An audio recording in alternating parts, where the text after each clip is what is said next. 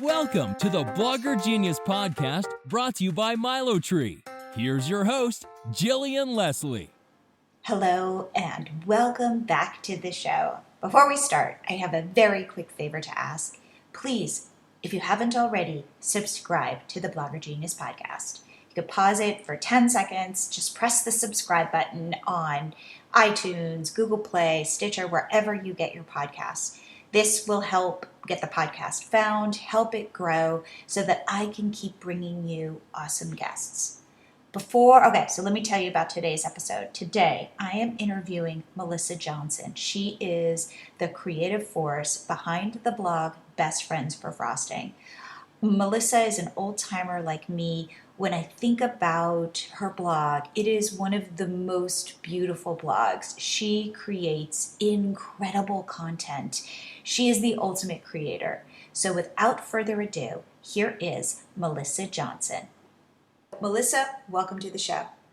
Hello! I'm so excited to be here. So we have been kind of like friends, colleagues online, but we've never spoken. And it's like so fun because it feels like I'm talking to an old friend. Same here. I feel like it's been so long that we've emailed back and forth and we've been Facebook friends. And I'm like, it's about time we have a call. So this is perfect. Totally. So I don't even know your story. Tell me how you started with Best Friends for Frosting. By the way, I've always loved that name. And how your business, your entrepreneurial journey has evolved since then. So I started Best Friends for Frosting 8 years ago, and it was initially a dessert blog, but I learned that I was multi-passionate. So about a year and a half into blogging, I turned it into a lifestyle website where we cover everything under the sun, whether it be entertaining, DIY, a little bit of fashion, recipes, interior design, all that fun stuff that I'm passionate about. And the way that I see the blog is that it's all of my favorite things that I get really excited about on my little corner of the internet. So that's what I've done at Best Friends for Frosting over the years in short. And then also we've expanded into product lines. We have launched a So Best Friends for Frosting Airbnb that was named after our So Best Friends for Frosting Instagram hashtag that has over 120,000 shares. Okay, keep going because then we're going to have to go back and talk about that. Sure. Okay, cool. So okay. There's just like a lot going on. It's been really fun, and I absolutely love blogging. So I feel like this podcast feels like a second home to me already. Oh, good. Okay, so have you always been creative? You know what? I have. Ever since I was little, I loved baking. I loved doing little DIY projects. My mom would always take me to the craft store to get little pieces of confetti or stationery. So I have always been creative. Yes. Okay. And so you are the quintessential lifestyle blog. Yes. Wait, you said quintessential? Quintessential. You are the ultimate lifestyle blog. Yes, the ultimate lifestyle blog, I guess you could say. Sorry, I don't know big words like that. but again, like it doesn't matter because look how creative you are. You have an Airbnb. Oh my gosh. Okay, so explain then, so you're blogging. You start. Did you start because you're like I want to be a blogger, or I don't know what I'm doing, or this is like my business? Like how did that work? So my brother actually, he started blogging about, I want to say like almost 15 years ago. Oh. He was like the original blogger. And I remember one day I was working a job that I was not passionate about. And he came to my parents' house and he had a check for $30,000 from Sprite. And I was like, oh my gosh. Like I always thought I was more entrepreneurial than my brother was. And if you ever listen to this, I feel kind of bad saying that. But growing up, I did just because I was really organized and my brother wasn't as organized as me. And, I just always felt like I was driven. So I was like, oh my gosh, if he can do it, I can do it too. And so he really inspired me just seeing how he monetized. And so he taught my husband and I some things about blogging and we watched his journey and stuff. And then I just figured out what I was passionate about. And then I ended up running with it. That's amazing. Okay. And you work with your husband? I do. We work full time together. It's our only revenue stream. Wow. And did it start that way? No, it did not start that way. So it was just myself actually. And I'll tell you what, my son was actually about 6 months old when I started blogging. And basically what happened was at first it was myself running the blog. And then I was working as a marketing director for a senior in-home care agency. And so I was working that job while blogging. And then about a year into blogging, I started monetizing. And so I was able to actually quit my job immediately from that monetization and do that full time. My husband ended up quitting his job I want to say about 3 years into it. Gosh, it's all so blurry to me, but about 3 years into blogging, he quit his job and came with me full time. So ever since then, it's been him and I on this. Wow. And how do you split up what you do, what he does? So it's really cool because with him and I, we both have total separate zones of geniuses. So with him, he's very much a true blue artist. He does photography. He does recipe development. Wow. Okay. Oh God, he's amazing. I know I really hit the jackpot with him. Wow. Yeah. Yeah. And so with myself, like I'm really great at marketing, branding. Gosh, I mean, we're both good at a lot of different things, but we're able to split up equally what we're both individually good at and take those skill sets and then blend them together and just kind of run with it. So it's been really fun. But I would say too, so I work with my husband David, and he's the technologist, and he builds all of the software and all that stuff. I would agree, which is we have very concrete domains, and I've heard this from other interviews I've done, that sometimes when you work with your spouse, it can get kind of mucky if you don't have those delineations. And the people who seem the most successful are the ones that have these. You do this, I do this. We come together for this, and we kind of hand stuff off to each other. But like, I don't have to answer to you, and you don't have to answer to me. Yes, it's so true. And it's so funny you say that because I feel like this is going to sound horrible. I love my husband, but I feel like during our work hours, the least that we have to like run into each other, the least smooth sailing it's going to be. Because I'll tell you, all of our fights that we have are revolved around business and kids, because those are the things that we're super passionate about. But then it can also be stressful to sit too. So yeah, I don't know. That just triggered that funny epiphany. Yeah, and for us, I would say that people say, like, what is for you the biggest downside of working with your husband? And I always say that it's like it's hard to turn off the business side and the parenting side, like just to be the two of us, goofy and funny, and my husband's really funny and he cracks me up all the time. And sometimes though, when we're like in our work zone, like the playfulness, we won't be as playful with each other. And like, I'll go, it's like weird, I miss you. Yeah. Even though I work with you.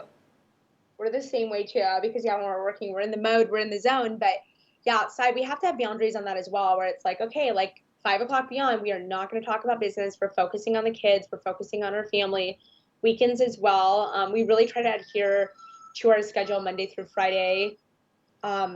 Working. And it's exciting too, because our daughter, we have a 2-year-old daughter, Claire, and she actually just started preschool about a few months back. So I feel like she's been at home with us for the past couple of years. So it's really exciting for us, where we feel like the newness is kind of coming back, where we're able to dive in deeper into our business and focus on things that we weren't able to focus on months or even years ago. Okay. So when you start your blog, you start monetizing via traffic, via display ads, right? And we both talked about how we were with the same ad network Mode, and they went out of business, and we both lost a ton of money. We'll just say that. That was very painful, but I did feel really bonded to you because we were in this Facebook group talking about it. And we were both talking just before we got on how it made us both sick. I remember walking around with a stomach ache for like weeks, but it was horrible. No, and honestly, like I'm an open book about it. Like I've been very candid about the loss in interviews and different things, because I think it is important for others to realize, to get their money back up front versus waiting. Because with me, I was very much on a trust basis with that agency, and so I just kept thinking, oh, okay, it's gonna be fine, it's gonna be in my PayPal, it's all good. And then I just remember, like, I was signed with them. They were the first company that allowed me to quit my day job, so I was so thankful for them. And I still am very thankful for that opportunity, even though it's so crummy what happened. But it's crazy. Yeah. So again, I think it taught us a very valuable lesson, which is the internet is a crazy place, and don't count your eggs. What is it? Don't count your chickens before they hatch. Oh, there's that. Don't put all your eggs in one basket. Don't put all your eggs in one basket. I mean, if you're doing this full time, if you're doing this with your husband, it's a wild ride. Mm-hmm. It surely is. Like, you got to hold on and just like be willing to embrace change, to embrace disappointment, and there's some really cool things about it. Yeah, you said it so well. And I think, embracing the change and the disappointment everybody deals with that no matter what part of their journey they're in as in each person. For myself, even right now, I'm embracing a lot of change, a lot of different things on my journey, just because right now I'm really focusing on growing a podcast from the ground up. And you probably can relate to that too. I mean, especially with MiloTree, what you've been growing and working on, which is so cool. I mean, it's kind of like you have your business, but then you're starting new businesses and new adventures. Absolutely. Absolutely. Okay, so let's talk about this. Okay, so you start your blog, you're monetizing via ads and sponsored content, right? Correct. And then how did you start growing into products? How did you start growing into an Airbnb? All of that.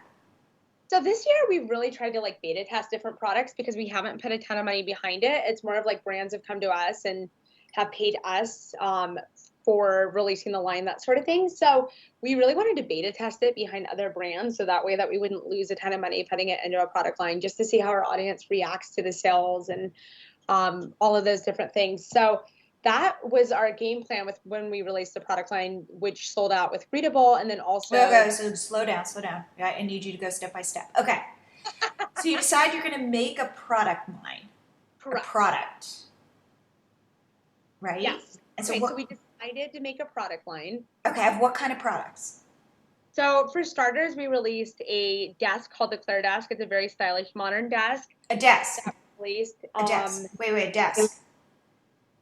Yes. You work on. Yes, like a desk that you work on. Like a piece of furniture. Yeah.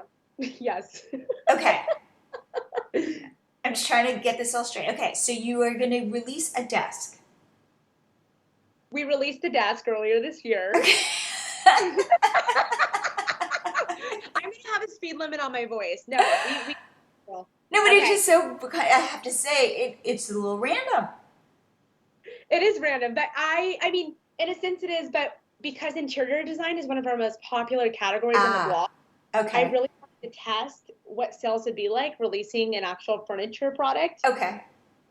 Got it. So we released a desk that you sit and write at or work on your laptop at, and I'm actually sitting here as I'm talking to you. Okay. And it sold out. Wow. So wait, you did this with another company? We did. We had another company manufacture it, ship it out, sell it. We took the product imagery. I worked in designing it, and that's how the whole thing came about. Got it. And then did you was it like a rev share kind of thing where, since they're manufacturing it and shipping it and all that stuff, like you get a cut of it and they get a cut of it? Correct. Okay. Correct. So that ended up performing really well. And so now, and then in addition to that, we also released a product line with a company called Readable. Okay. Readable featured on Today's Show. They're really, it's a female founded company. They're amazing, and they're just doing some really cool things. And so we actually, they did their first collaboration with Emily Schumann of Cupcakes and Cashmere. Okay. They also collaboration with Bando. And so I'm the third one on board. And so we did a product line collaboration, which sold out 2 different rounds, I believe. And then what kind of product? So it's actually it's a box that you order. I know this is a little confusing, but literally it's a gift box that you order, and they'll put really fun things inside, like candy from Sugarfina or products from Bando, or just little cute gifts like confetti or balloons. And then on the inside of the box is personalization. You can add or upload your own custom photos. Okay. And then a little message like "Happy birthday, sis! I love you," or whatever you want to write in the box. Got it. And so I designed the exterior of 3 different prints for the boxes, and they performed really well. And so it was really fun for me. I got to work hand in hand with their designer and oversee and creatively direct the entire design of each box. So it was just a really cool experience. With you selling these products, were you testing would people buy from you? Are you somebody that could actually sell stuff? That's exactly it. We wanted to see how the sales generated, and it's tough when you're in the blogging industry and you see your audience on the other side. It's hard to know, okay, what are they going to gravitate towards the most? What are they going to be most inclined to purchase? And so we just really wanted to test the market and see how that worked without totally breaking the bank. Totally. Wow. And it's good. Your stuff is selling. So yeah, it's really fun. That's phenomenal. Okay, let's talk about social media. Sure. Because you it must be your husband, takes some beautiful photos. When I think of you, I think of beautiful photos. That's really sweet of you to say. Yeah, so my husband, and then also we've collaborated with a couple other photographers in Sacramento over the years as well. And so now my husband's doing more of the photography, but yeah, he upgraded his camera this year and he's really been learning it and practicing it. So it's been really cool. Okay, so talk to me then about how you drive traffic to your blog, and like what social media platforms do you use, and where have you connected the most with your audience? Oh, that's a great question. Okay, so in terms of social media, I would definitely say Instagram and Pinterest have been our most popular platforms in terms of like building relationships and really making Best Friends for Frosting turn into a brand. Okay. I know that they're so different, but I'm such a visual person where I love that, like, on Instagram, it's so easy to be able to see things, and Pinterest, it's so easy to see things. But when it comes to Facebook or Twitter, Right. it's not always a visual thing. So Right. definitely these two have been really fun. And so in terms of like generating traffic back, so our Pinterest account actually, Pinterest is working on a case study for Best Friends for Frosting. It turns out that they have told us that we are one of their highest engaged accounts in the whole Pinterest. Wow. Yeah, we have 6.5 million monthly viewers on Pinterest. And so that's been an awesome way to grow an extension of our brand, because our readership, like people will learn about us through Pinterest, come to Best Friends for Frosting from Pinterest. And then from there, we'll generate more site traffic, which makes us able to demand higher rates for a sponsored blog post. Yep. And we can also have a higher amount of traffic from our visitors from Pinterest. And then the other cool thing is that if people are feeling really inclined, they can follow us on Instagram or Facebook or Twitter. So Pinterest has been a great part of our growth. Right. And do you use MiloTree? I do. Okay. I use MiloTree, and I love MiloTree. Oh, wow. And what are you growing with it? So MiloTree right now, I'm focusing on Pinterest, because one thing that I noticed on Pinterest for a hot minute there was that our following wasn't growing as rapidly in the earlier part of this year because we weren't pinning as much content. Yep. And now we're back to doing that again. But I just saw that those numbers weren't growing as fast as they previously were when we were pinning a lot more adamantly. Right. And so I installed the MiloTree plugin. Yep. And had a little pop-up on my website that says follow me on Pinterest. And I've literally grown thousands and thousands of new followers just by having that little pop-up. Well, what's I think probably working for you is if a lot of your traffic is coming from Pinterest to your site, and then your pop-up shows up and says follow me on Pinterest, they already know that you're like a influencer on Pinterest, so they're more apt to then follow you. Yes, that's so true. And the other cool thing about having that plugin as well is that people will come and find us on Pinterest, but maybe they just want to see the actual like post that they're trying to find. Right. So they'll click the post from Pinterest, go to my blog, and say like they haven't even had an opportunity to say like, oh, I'm going to follow her on Pinterest, because they're trying to find that direct content to my blog. And then that pop-up comes up and it's like, oh yeah, I need to follow Best Friends for Frosting on Pinterest. Right. I'm right. pretty a fan. Good. I'm so glad it's working for you. I'm so happy. Honestly, it's funny because we've downloaded a lot of plugins, and a lot of times it's one of those things where we waste our money. We buy a year subscription and it's like, oh, this sort of worked, but we're not going to renew it. And MiloTree is one of those plugins that I like tell every blogger, like, you have to download it. It's so helpful to grow your following, like whatever platform that you're trying to nurture and grow, have that MiloTree pop up for. And we want you to love it. And if you don't, we don't want you to pay for it. So we don't like lock you in. I mean, you can buy a year subscription, but you can also just pay us $9 a month, and we're super happy, and we want to be part of your success. So we're not trying to like make it crappy, you know? Well, that's what I'm so thankful for. Like even like recently we bought a recipe plugin and they want a whole year up front, and it's kind of like I get a little commitment phobic. Like, I don't want to pay all of that up front. What if I end up not loving it? And so MiloTree, it's cool because you can spend, that $9.99 a month, and you get those awesome newsletters with all the cool business tips that you send out too, which is really cool. Oh, thank you. Thank you. Yeah, I love doing that. Again, I love, just connecting. That's how we did this was you read one of my emails and you emailed me back, and I was like, oh my God. Me. Right? And then I said, come on my show. That's awesome. Yeah, and I'm so thankful to be here. This is so great to just be able to be on your official podcast. I've heard so many great things throughout other bloggers about this. So good. Okay, so now for Instagram. Okay, Pinterest is driving traffic to you. Is Instagram driving traffic, or what are you getting from Instagram? So Instagram right now, being totally honest, we have a our website like in the actual address bar on our Instagram page. But to be totally honest, I feel like Instagram is more of a place where it's kind of like its own animal. So it's housing all of its own content. Now it's doing video, now it's doing stories. I'm even getting to a point where I'm posting my recipes and I'm not even saying go back to my blog. I'm like, here's my recipe, because now they're even trying to have like that Pinterest aspect where you're able to save your own content and create your own boards. And so I feel like they are trying to be their own animal in a lot of ways. Right. And so I especially because a large portion of our bread and butter is sponsored posts. Yes. We're making sure to really nurture those relationships and then offer as much upfront value without taking them outside the platform as possible. Though I'll tell you, I'll be honest, I do have like anxiety moments where I'm like, I'm going to be kicking myself because Instagram, Facebook owns it, and we don't know what's going to happen because we don't own that platform. When it comes to our blogs, we own that. We own those platforms, and you can easily search for things in a search engine on your blog post, like as a search option. You cannot do that on Pinterest. And so, or not Pinterest, I'm sorry, I meant Instagram. Right. And so, yeah, I mean, it's a very unique time for content creators, I have to say. What do you mean by that? Just, I mean, the space is just constantly evolving and changing, and there's just a lot happening. Right. And do you monetize more from sponsored content than traffic? Oh, yes, we do. So sponsored content is our bread and butter, I would say, for sure. We do monetize from our traffic too. Okay. But the largest portion of our monetization is from sponsored blog posts and social shares. Got it. So are you constantly doing sponsored posts? We are. We do quite a few a month. Gosh, I mean, anywhere ranging from like, I don't know, it depends month by month, but I would say like 3 to 10 per month. Wow. Okay.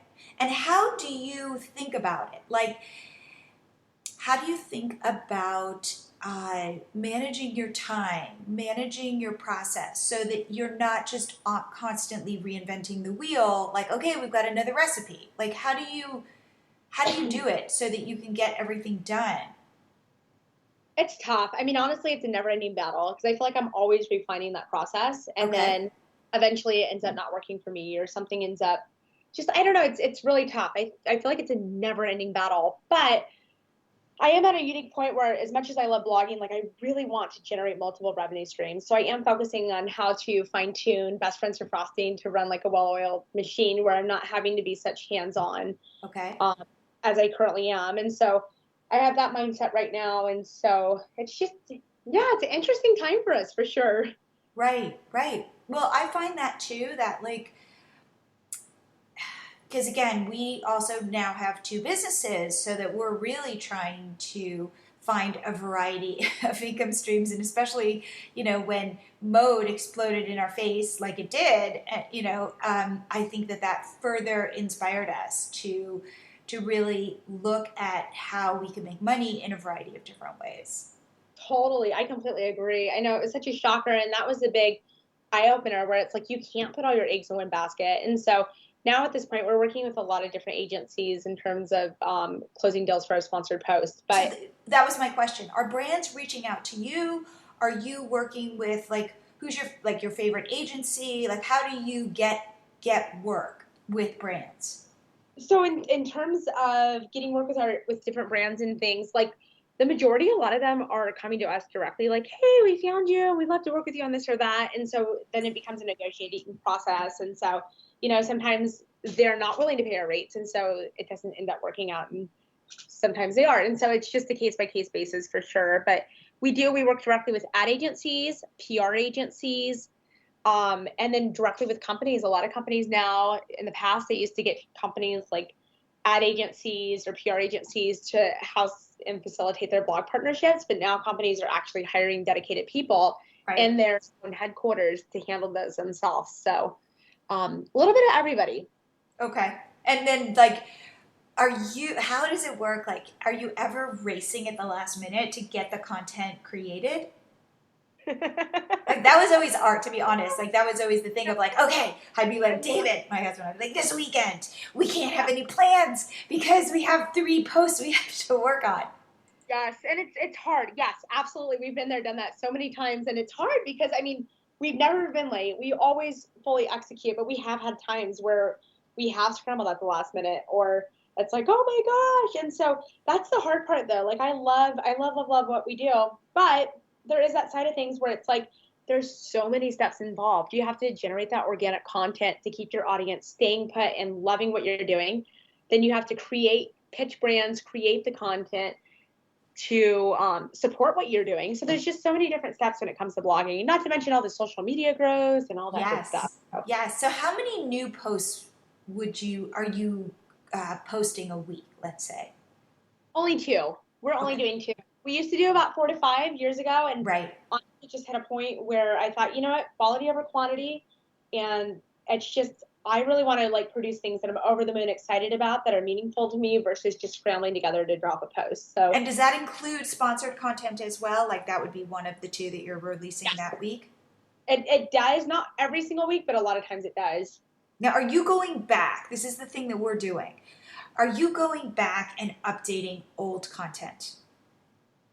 I should be. You should be. I mean, I don't mean to tell you what to do, but SEO purposes, yeah, no, I know for SEO purposes, and I have it on my list, and I'm like, okay, I got to jump to that. But I'm at this season where, I know I kind of touched with you on this earlier, but I tried the whole getting an office, having employees, having a team, and then I just felt like I got to a point where just getting to the office was a pain in the you-know-what. And then micromanaging people or managing employees was just so hard for me because I'm type A and I'm a perfectionist. And so I just had a point where I just thought, it's easier for Andy and I to do this together. Yep. And so that's kind of where we've been this past year. But I'm now at a point too where I'm like, I feel like I'm running myself ragged in a lot of ways, where I'm doing a lot of smaller tasks, whether it's like updating a social media platform or I hate to say it like that, but I mean, like, just when it comes, I mean, I should say for Facebook, when I'm updating Facebook or Instagram, I do have an intern update that for me, but I am on like Instagram, and I myself and an intern manage the Pinterest, being like totally fully transparent. But it's just like hard because I'm trying to do everything, and then it's like factoring in growth. I mean, the strategies are just getting tougher and tougher and tougher, right? Yeah, they're getting more intricate. But here's what I would say. What we've done that has lightened our load is we used to post 3 original pieces of content a week, and now we have gone to 2. And all we do with that 3rd one is update a post. Really? Yes. So update a post. Are you saying like you update it and then change the date? Yes, republish it, because Google doesn't care. They don't care that you did an evergreen post 3 years ago. If it's still relevant and you can maybe make a new collage, update some text, all this stuff, Google's happy if you publish it today. That's awesome. That is really cool. I've heard other people talk about it, but I've never heard it broken down that way where it completely makes sense. Yes, so Google is like it used to be. I used to believe that you had to feed the machine with new content. And then actually it was at the Ad Thrive conference where the SEO guys like, it doesn't matter. In Google's eyes and in Pinterest's eyes, if you update it, and you have to really, you can't just like just republish it, meaning, but it's much easier, first of all, to update a post than it is to create a new post. And all you need to do is, like right now, I'm editing out photos. I realized that we had too many photos in a post, or making a new hero image, or trying to really optimize the post for SEO. So I am putting more links at the bottom of a post. So let's say it's a Halloween post that we're updating. Well, then at the end now we'll say, hey, do you want free Halloween party printables? And then we'll do some links to our other posts. And literally that's how we update the post. Yeah, Google loves that. They love those links. So right, I'm trying to provide for Google. Really, I'm really trying to provide for somebody who wants to see, let's say we have like Halloween pretzels, and they're cute. And so at the bottom, we'll say, hey, do you want free Halloween printables? Because, you probably have printables at your party with pretzels. And it's been a really successful strategy, and it's taken a lot of the load off. Oh, I can imagine. So you could go to like one piece of content a week and then take an old evergreen post and update it. I might just need to do that. No.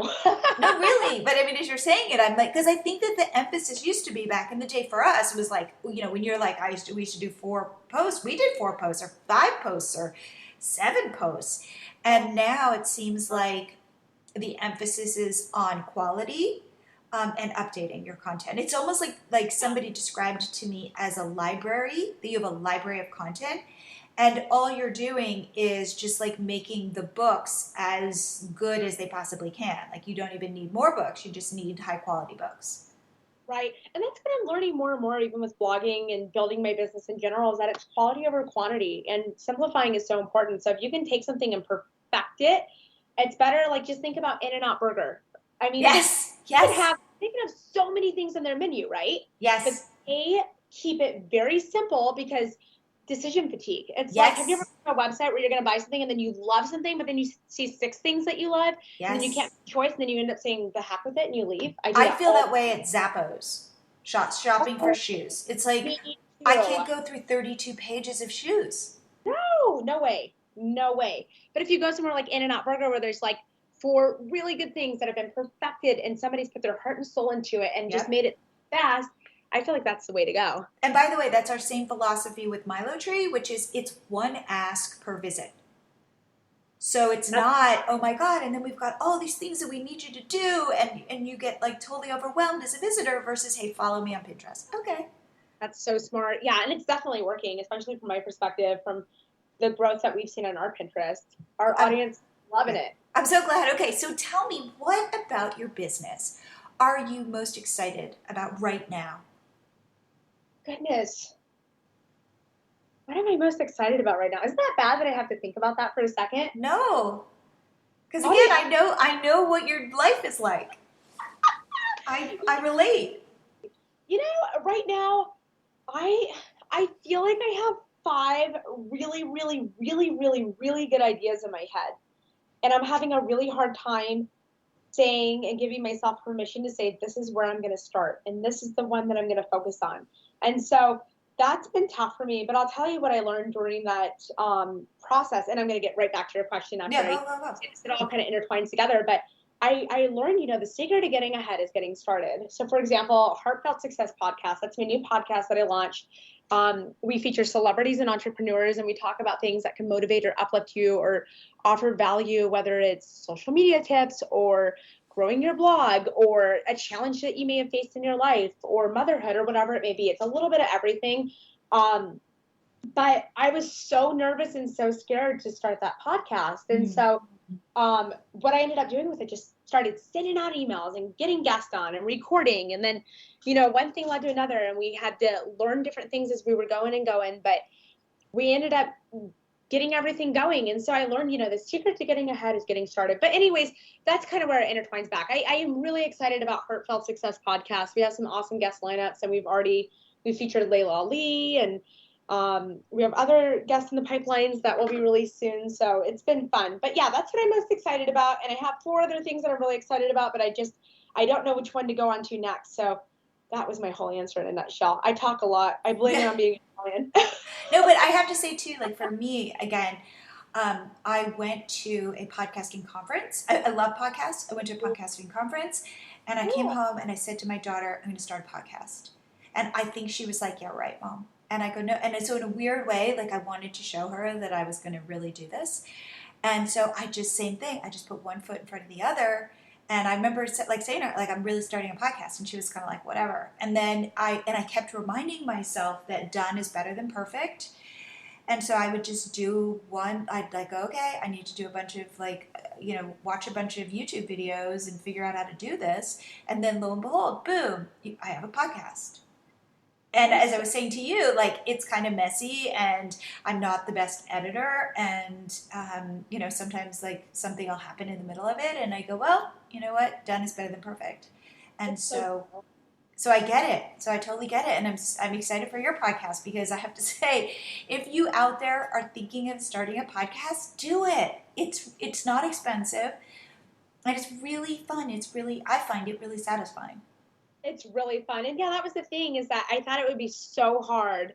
But honestly, like, it's really easy to get things rolling and going. And the secret to getting ahead truly is getting started. I agree with Jillian. If you're thinking about starting a podcast, just go for it. There's so many resources and Facebook groups and great ways to really learn and find out how to go about it. And I think that, tell me if you agree with this, I think you find your voice. Yes, it's true. It's true. I like how I said yes in like a really funny voice. I'm like, wait, but that's not my voice. No, I'm kidding. Yours kind of for sure. Yeah. I know what you're saying. You find your voice, you find what you're passionate about and what's really meaningful to you. I'm Yeah. definitely learning what I'm doing. It's like a good way to learn about yourself. That's what I think. I agree. Okay, so how can people learn more about you, reach out to you, all of that? So in terms of, if you want to follow along, I am over on Instagram at Best Friends for Frosting. You can type in Best Friends for Frosting on Pinterest. Website's bestfriendsforfrosting.com. We are just now building a website for Heartfelt Success Podcast. So we do have the website holding page up, heartfeltsuccess.com. And then if you go onto Spotify, iTunes, Stitcher, Google Play, just type in Heartfelt Success Podcast. And then you can hear me talk a mile a minute again, and we can keep in touch. Awesome. Okay, well, I have to say, friend, it is so nice, having known you for so long, to actually get a chance to chat with you and have all these other people listen. Same. No, we're so overdue. And I love that our first conversation was actually recorded, so we can go back to this one day and just laugh about it. Oh, totally. Totally. Well, thank you for being on the show. Thanks for having me. This is great. If you want to see why Melissa loves MiloTree so much, head on over to MiloTree.com, set up your pop-up, put it on your site, and watch your Pinterest followers grow. And remember, you get your first 30 days free.